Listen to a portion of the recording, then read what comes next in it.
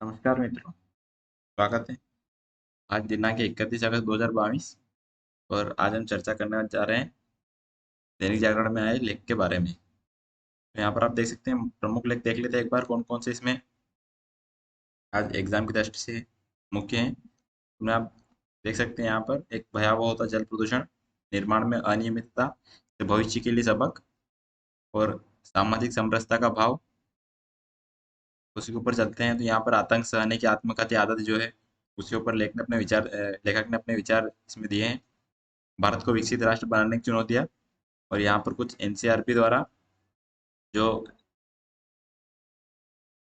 जो रिपोर्ट की गई है एनसीआरपी द्वारा, अ, यानी कि राष्ट्रीय अपराध रिकॉर्ड ब्यूरो, जो सड़क हादसों को लेकर उसके बारे में इस पर चर्चा की गई, किस क्या आंकड़े हैं उसमें और उसके क्या प्रिवेंशन के लिए हमें हमें जो नियम है उनको किस प्रकार से और तरीके से लागू करना चाहिए और उनमें सुधार की क्या है नमस्कार मित्रों, उसके बारे में बात की गई। शुरुआत करते हैं हम और यहाँ पर दैनिक कानून के जागरण बारे में बात की न्यूज़पेपर गई का कुछ। एनालिसिस करना। यहाँ पर हम मुख्य आज रूप से देखेंगे हम सारे दो लेखों के पहलुओं बारे से में जुड़ी हुई चर्चा खबरें। करेंगे, जो आतंक सहने की आत्मघाती आदत, तो शुरुआत जो करेंगे भी सबसे पहले। आतंकवादियों को सीमा से पकड़ा था, यहाँ पर घुसपैठ करते हुए सेना द्वारा, उसके ऊपर बात की गई है और कुछ उसी पर चर्चा की गई है इसमें। उसके अलावा हम जो निर्माण में अनियमितता से भविष्य के लिए सबक, जो ट्विन टावर है नोएडा में उनको गिराया गया है, उसके ऊपर लेखक ने यहाँ पर विचार दिए हैं। और उसके अलावा जो समस्या आ रही है ऐसी निर्माणों को लेकर शहरीकरण से, उसके ऊपर कुछ बातें की गई हैं। चलिए शुरू करते हैं हमारे इस लेख से, आतंक सहने की आत्मघाती आदत से। जैसा कि पाकिस्तान से जम्मू कश्मीर में आतंकियों की घुसपैठ कोई नई बात है नहीं, और इसी बात में अक्सर आतंकी बहुत सारे पकड़े जाते हैं। और अभी कुछ दिनों पहले भी ऐसा ही एक वाकया हुआ था जिसमें आतंकी तबरीक हुसैन, जो कि 21 अगस्त को कश्मीर के नौशहरा के जंगल क्षेत्र में पकड़ा गया। वह अपने साथियों के साथ सीमा पर जो तार लगे उनको काट रहा था, और तभी सेना जवानों ने उसको पकड़ा और फायरिंग की, जिसमें वो घायल हो गया। तो उससे वो घायल हो गया जिस कारण उसको काफी खून भी बह गया, पर उसे अस्पताल में भर्ती कराया गया। और जहाँ हमारी सेना के जवानों ने ही उसे 3 बोतल खून दिया। उसका ब्लड ग्रुप भी वो नेगेटिव था, जो कि बहुत दुर्लभ माना जाता है, और उसकी सर्जरी हुई और अब वह खतरे से बाहर है। तो तबरीक हुसैन ने फिर बताया कि उसे कश्मीर में आत्मघाती हमले के लिए भेजा गया था। आत्मघाती हमला यानी उसमें या तो खुद को मानव बम के रूप में, या कुछ कुछ भी अपने जिसमें खुद को भी नुकसान हो सकता है, उस प्रकार से हमले के रूप में, जो खुद के लिए खतरनाक होता है। और इसके लिए जो पाकिस्तानी सेना की खुफिया एजेंसी है आईएसआई, उसके जो कर्नल यूसुफ ने उसे 30,000 रुपए दिए। तो यहाँ से पता चलता है कि जो सेना के लेवल पे हमारे यहाँ पर आतंकवादी हमले वहां से पाकिस्तान में प्लेन हो रहे हैं। और जो वहाँ कर्नल है यूसुफ, उसने उसे 30,000 रुपए भी दिए थे। उसके अलावा तबरीक हुसैन जो ने अपने भाई हारून अली के साथ अप्रैल 2016 में भी घुसपैठ की थी। यानी कि वह एक बार पहले भी ऐसे ही घुसपैठ की थी, तब भी वह पकड़ा गया था। और लेकिन नवंबर 2017 में उसे मानवीय आधार पर रिहा करके पाकिस्तान को सौंप दिया गया था। अब इसके लिए देखा जाए तो, और भारतीय सेना के जो ब्रिगेडियर राजीव नैयर, उनका इस पर यह कहना है कि कहना कई सवाल खड़े करता है कि वह हमारे लिए एक आम घायल व्यक्ति की तरह है, यही मानकर उसका उपचार कराया जा रहा है। तो क्या यहाँ पर सवाल भी यही उठते हैं, क्या जो आत्मघाती हमले के लिए भारत में घुसा आतंकी आम आदमी की तरह कैसे हो सकता है? और क्या घायल होने के कारण वो आतंकी नहीं रह गया? और क्या हम इसकी अनदेखी कर दें कि यदि वह घुसपैठ करने में सफल रहता तो हमारे सुरक्षा बलों के किसी ठिकाने या फिर उनके काफिले पर हमला करता? इसीलिए यहाँ पर बहुत सारी कल्पनाएं हो सकती है और बहुत सारे सवाल भी उठते हैं। पर और यहाँ पर यह होता है कि आतंकियों के भी मानवाधिकार होते हैं, या फिर यह मान लिया गया है कि उन पर रहम दिखाकर उनका हृदय परिवर्तन किया जा सकता है? और अगर ऐसा कुछ सोचा जा रहा है तो यह आत्मघाती उदारता के अलावा और कुछ नहीं, यानी कि हम आत्मघाती के प्रति उदार हो रहे हैं, और उनके ऊपर जो उनकी वजह से जो खतरा है हमारे ऊपर, जो देश के ऊपर है, जनता के ऊपर है, उसके प्रति सजग नहीं है। और वास्तव में यह मामला उसी सदियों पुरानी मानसिकता की याद दिलाता है, जिसके तहत हमारे अस्तित्व को मिटाने पर आपदा, हुंकार, बर्बर आक्रांताओं के प्रति भी उदारता बढ़ती जाती थी। यानी कि जिस समय हमारे ऊपर जो बाहर से आक्रांत आते थे और उन्होंने जो बर्बरता की थी, उसी में उसके बाद भी जो हमारी मानसिकता थी उनको वो क्षमा कर देना, उस प्रकार से उसी की एक तरीके से छाप दिखाता है हमारे ऊपर। और उनको इतिहास बताता है कि ऐसा करने में फिर वो कितने घातक नतीजे हमारे ऊपर आए। हमारा देश फिर गुलाम रहा, और उसके अलावा बहुत सारी जो जनता है यहाँ की, उसने भी जो उस समय परेशानियां देखी। उसके अलावा जो एक और जो अभी मुद्दे उठ रहे हैं कट्टरता को लेकर, यानी कि धार्मिक कट्टरता को लेकर, उसे भी देश में ये आतंकवादी उसका सहारा लेकर जो ऐसे व्यक्ति हैं उनका ब्रेन वॉश करके उनको एक तरीके से ऐसे ही जो आतंकवादी है उनको अपने गुट में शामिल कर रहे हैं। इसी में जैसे कि अभी गुस्ताखे नबी की एक ही सजा, सिर तन से जुदा के नारे लगते हैं, लेकिन हमारी सरकार ऐसे व्यवहार करती रही जैसे कि आक्रोशित लोग अभिव्यक्ति की आजादी के तहत लोकतांत्रिक तरीके से अपनी भावनाएं व्यक्त कर रहे हैं। तो यहाँ पर देखने के लिए यही बात है कि ये लोकतांत्रिक तरीका नहीं है, और ना ही ये कोई अभिव्यक्ति की आजादी है। तो यहाँ पर जो जो गैर जो जो इसे आतंकवादी समूह है या उनसे जुड़े हुए समूह है, वो इस प्रकार की जो लोगों की भावनाएं हैं उनको उकसा रहे हैं, और इसमें जो व्यक्ति हैं उनको ब्रेन वॉश करके अपने गुटों में शामिल कर रहे हैं, और जो बहुत सारे इसके लिए चंदा इकट्ठा कर रहे हैं और अलग अलग कार्यों में लगे हुए हैं।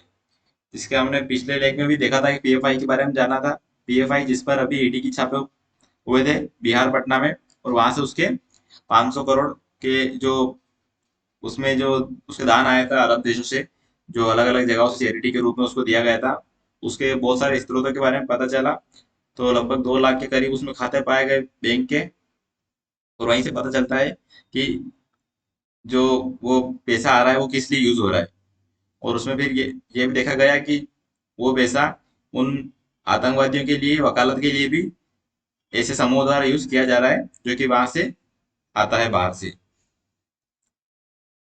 और जो हाल ही में रूस से पकड़ा गया एक आतंकवादी जिसको भारत में हमला करने के लिए तुर्की में ट्रेनिंग दी गई थी, तो इसलिए इसके ऊपर थोड़ा सजग सजग होने की बहुत जरूरत है।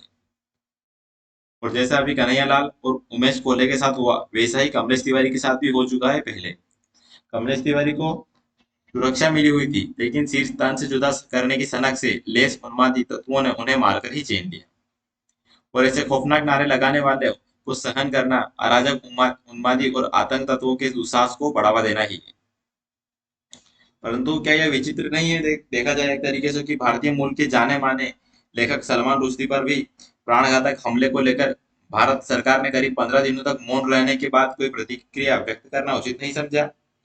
जबकि सरकार को चाहिए था कि 15 दिनों का, उसी समय सरकार को इस जो कृत्य किया है, इस कृत्य के ऊपर उनको आलोचना व्यक्त करनी थी, और सरकार को अपनी तरफ से कुछ जवाब देना था।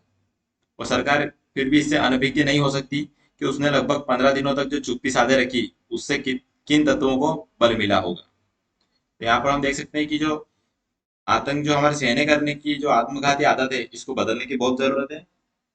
जब तक इसको नहीं बदलेंगे तब तक हम हमारे जो बेसिक हैं उस पर भी प्रभाव पड़ता रहेगा इसका। इसलिए जो हमारी इस सहन करने की आदत है, इस आत्मघाती और चीजों को, या फिर कुछ भी आत्मघाती, यहाँ पर मतलब जो हमारी ये आदत है सहन करने की, इसको बदलना पड़ेगा। तो यहाँ पर अब ये लेख यहीं पर पूरा होता है। इसके अलावा अगर हम अगले लेख के बारे में जाने, तो यहाँ भयावह होता है जल प्रदूषण। इसमें जल प्रदूषण के बारे में बात की गई, और जो टेम्स नदी है लंदन की 1957, उसके बारे में भी यहाँ पर बात की गई कि किस प्रकार से प्रदूषण के कारण उसको 1957 में जैविक रूप से मृत घोषित कर दिया गया था।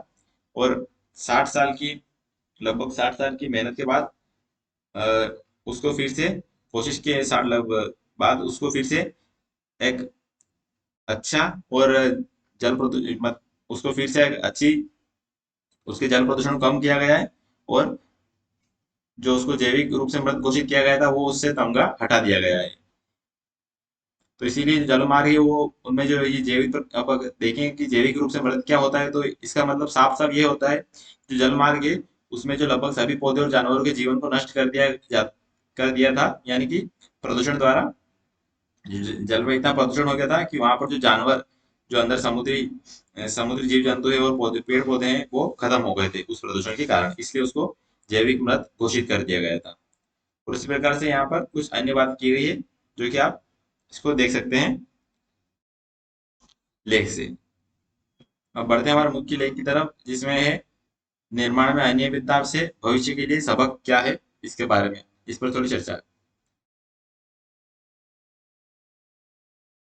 दोस्तों, शुरुआत करने से पहले हम इसकी कोई पृष्ठभूमि जान लेते हैं जो यहाँ पर आपको दी गई है। जो रविवार में नोएडा में जो जिन टावरों को ध्वस्त किया गया है उनके निर्माण की जो कहानी 2004 से शुरू होती है, इस लेख में हम उसको देखते हैं। तो 2004 से जो कहानी शुरू होती है दोस्तों, नोएडा ने नोएडा प्राधिकरण ने औद्योगिक शहर बनाने, तो जो शहर बनाने की योजना के तहत एक आवासीय क्षेत्र बनाने के लिए सुपरटेक नामक कंपनी को यह जगह आवंटित की। और वर्ष 2005 में नोएडा बिल्डिंग कोड और दिशा निर्देश 1986 के अनुसार सुपरटेक ने योजना की तैयार की। उस योजना के अनुसार इस साइट पर 14 अपार्टमेंट और एक वाणिज्यिक परिसर के साथ एक पार्क विकसित किया गया जाना था। परंतु 2006 में कंपनी को निर्माण के लिए पुरानी शर्तों पर अतिरिक्त जमीन दी गई और सुपरटेक ने नई योजना बनाई फिर, और इसमें बिना पार्क के 2 और 10 मंजिला भवन बनाए जाने थे। और अंत में जो वर्ष 2009 है, उसमें 40 मंजिलों के साथ 2 अपार्टमेंट टावर बनाने के लिए अंतिम योजना तैयार की गई। और वर्ष 2011 में रेजिडेंस वेलफेयर एसोसिएशन की ओर से इस कार्रवाई के इस जो बिल्डिंगें बनने वाली थी इसके ऊपर हाईकोर्ट में एक याचिका दायर की, और याचिका में निर्माण कार्य से संबंधित कई तरह के आरोप लगाए। और यह भी आरोप लगाया गया कि इन दोनों टावरों को बगीचे के लिए आवंटित भूमि पर अवैध रूप से खड़ा किया गया था। और ऐसे में सर्वोच्च न्यायालय ने आदेश पर भ्रष्टाचार का पर्याय बने नोएडा के ट्विन टावर आखिरकार गिरा तो दिए, परंतु ये प्रश्न छोड़ गए कि अकेले इन टावर के गिरने से क्या भ्रष्टाचार रुक जाएगा। यह इसकी पृष्ठभूमि थी। और इसके ऊपर जो और भी बातें हैं इसको हम जानेंगे कि नोएडा में जो ट्विन टावर गिराए गए वो घटना से नोएडा प्राधिकरण सहित कई सरकारी एजेंसियों को सवाल भी खड़े होते हैं, उन पर भी हम बात करने वाले हैं। तो बहरहाल इसके जो कारण सामने हैं उनमें जो मुख्य थे उसमें था कि उसमें अ, अग्नि सुरक्षा से जुड़े नियमों का पालन नहीं किया जाना था। नोटिस के बाद भी बिल्डिंग प्लान साझा नहीं किया जाना है। दोनों टावरों के बीच कम से कम 16 मीटर की दूरी का नहीं होना। और टावर बनाने का काम मंजूरी की प्रक्रिया पूरी होने से पहले ही शुरू किया जाना रहा है। और इस तरह अनियमितता नियमों के होने के बावजूद की गई, जो साबित करता है कि ऐसा करने वाले को कानून और प्राधिकरण का कोई भय नहीं है। और इससे भी कम दोष नोएडा प्राधिकरण का भी नहीं है, वो भी उसमें बराबर की मिली भगत है उसकी। हालांकि जो नोएडा के प्राधिकरण में जो 26 अधिकारी हैं जो उस समय इस सारे घटनाक्रम में शामिल थे, उनमें 26 अधिकारियों की सूची भी जारी की है। अब इसमें फिर भी कई पहलू सामने आए हैं, जिसमें सबसे पहला कि लोगों में इस जो ये घटना हुई है उससे जो पहलू सामने है उसमें यह है कि लोगों में न्यायपालिका के प्रति जो सम्मान है और विश्वास है वह और मजबूत भी हुआ है।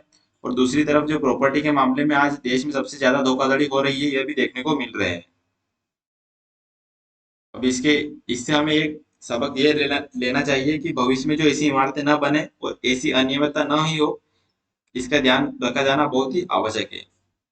वैसे नोएडा प्राधिकरण के अनुसार जो जिसमें जो उन्होंने नियमों की जो संशोधित करने की कवायद शुरू की है और जिसमें सहमति के मानदंडों को संशोधित किया गया है और भुगतान विधियों को सुव्यवस्थित करने के अलावा जो बिल्डर हैं उनको FAR के वितरण के नियमों को अधिक कठोर बनाया गया है।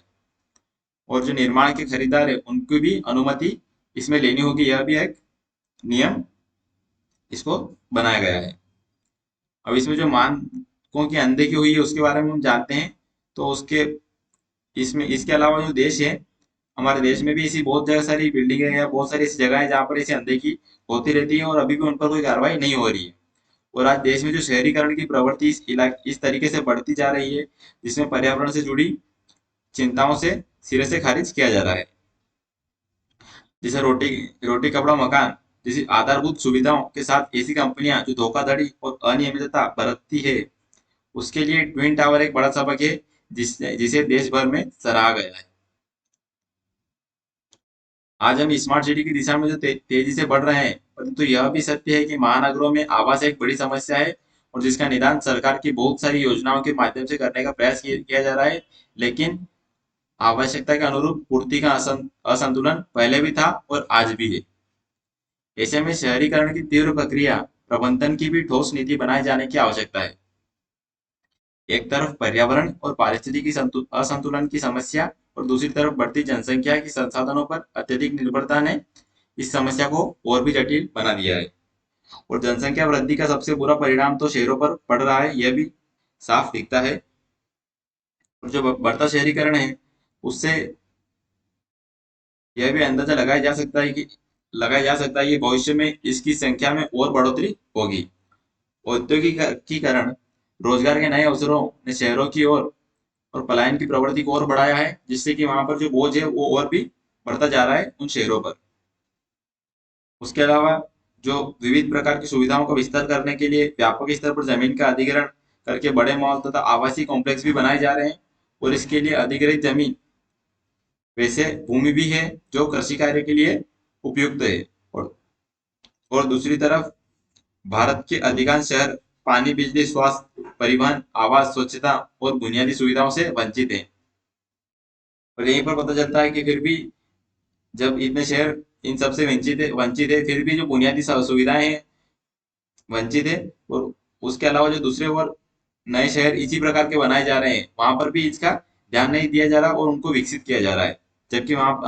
जबकि हमें उसे सबक मिल चुका है कि हमारे पास शहर विकसित होने के बाद ये समस्या आने वाली है। फिर भी उनका सही तरीके से प्रबंधन ना करके सिर्फ शहरों को और बड़े बड़े जो कॉम्प्लेक्स है उनको खड़ा किया जा रहा है, ताकि वहां पर लोग आके रह सके और वहां से पैसा कमाया जा सके। जबकि जो सुविधाएं हैं आधारभूत, उनको विकसित करने की पहले जरूरत है, ताकि भविष्य में आकर ऐसी जो समस्याएं हैं वो सामने ना आ सके। और इसीलिए विचारणीय बिंदु यह है कि क्या इतनी आबादी और संसाधनों पर बढ़ते बोझ को ढोने के लिए हमारे शहर तैयार हैं। तो इसीलिए हमें सरकार को चाहिए कि शहरीकरण को बढ़ावा देने से पहले वहां पर जो बुनियादी बातें हैं या बुनियादी जो सुविधाएं हैं उनको विकसित करें, और उसके बाद जो अपना स्मार्ट सिटी है या कोई भी शहर है जिनको विकसित किया जा रहा है, वहां पर उनको फिर विकसित किया जाए, क्योंकि फिर आबादी बसने के बाद उन कार्यों को करना मुश्किल हो जाता है। इसीलिए उन कार्यों को किया जाए जो कुछ वहाँ की बुनियाद बन सके, और जो वहां पर बाद में भी अगर ऐसी समस्याओं की कुछ आती है तो वो आसानी से सुलझाई जा सके। तो इसलिए जो निर्माण में अनियमितताएं हैं उनसे भविष्य के लिए हमें यही सबक लेने चाहिए कि जो अभी कार्य हुए हैं, उन जो नियम हैं उनको अच्छे से सख्त किया जाए, और जो धोखाधड़ियां हैं उनको कम से कम होने के लिए कठोर से कठोर नियम भी बनाए जाने चाहिए। तो इस प्रकार ये लेख यहीं पर खत्म होता है। उसके अलावा जो सामाजिक समरसता का भाव है, गणेशोत्सव केवल एक धार्मिक आयोजन नहीं है, अपितु इसका सामाजिक और राष्ट्रीय महत्व भी है। यह भी लेख महत्वपूर्ण है क्योंकि इसमें हमारे ऐतिहासिक दृष्टि से भी गणेशोत्सव की जो पृष्ठभूमि उसके बारे में चर्चा की गई है, किस प्रकार से जो 1893 से इसकी शुरुआत हुई थी लोकमान्य तिलक के द्वारा, और जो उसके अलग क्योंकि लोगों को एकीकरण की भावना को जगाने के लिए और अन्य जो स्वतंत्रता के लिए सबको एक करने के लिए, इसलिए यह त्योहार भी शुरू किया गया था। और इसके अलावा और भी कार्य इसमें किए गए थे, तो उसी के ऊपर इसमें चर्चा की गई है किस प्रकार से इसका एक उस समय अलग महत्व था और आज उससे अलग महत्व है। तो उसके बारे में पृष्ठभूमि है, इसके बारे में बता रखा है, ये भी आप पढ़ सकते हैं। इसके अलावा ये हमारे महत्वपूर्ण लेख थे कुछ, और इसके ऊपर हमने चर्चा की।